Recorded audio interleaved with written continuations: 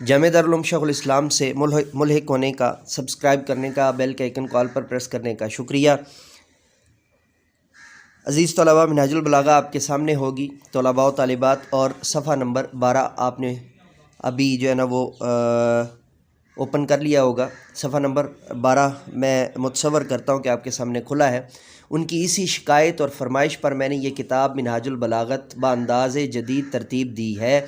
جدید کا یہ مطلب نہیں کہ نئے قواعد وضع کیے ہیں، البتہ ان کی تفہیم کا اسلوب و انداز ضرور بدل دیا ہے، اور ہر قاعدہ ذہن نشین کرنے کے لیے اتنی مثالیں دی ہیں اور استعارات کی بحث کو خصوصی طور پر بے شمار مثالوں کے ذریعے اس طرح سمجھایا ہے کہ انشاءاللہ مجھے امید ہے، معافی کا خواستگار ہوں، انشاءاللہ مجھے امید ہے طلباء تشبیہ و استعارہ، کنایہ، مجاز مرسل، مجاز عقلی اور علم البدائع کے صنائع کو بڑی آسانی سے سمجھ جائیں گے۔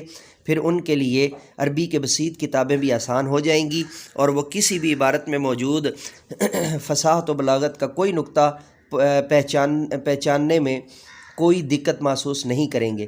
انہیں پہلی نظر میں پتہ چل جائے گا کہ یہ استعارہ مکنیہ ہے یا تصریحہ، مجاز عقلی ہے یا مجاز مرسل یا کچھ اور۔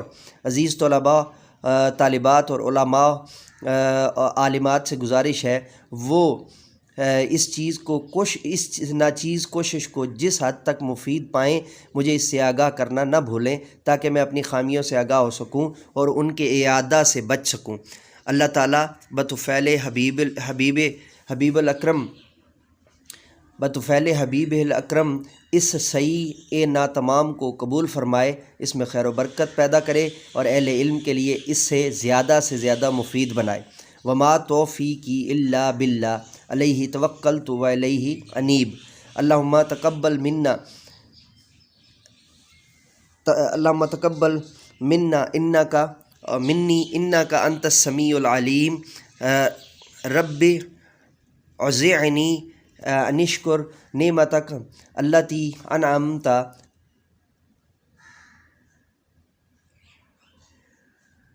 الی الاخ۔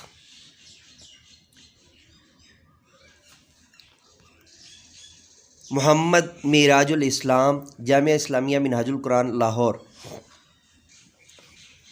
نئے صفحے کے منہاج البلاغہ کے نئے صفحہ کے لیکچر کے ساتھ آپ کی خدمت میں دوبارہ حاضر ہوں گے۔ تب تک کے لیے اجازت دیجیے، میرے ساتھ مل کر کے یہ انسانیت کی بہتری کے لیے، تعلیم و تربیت کے لیے ایک قدم اور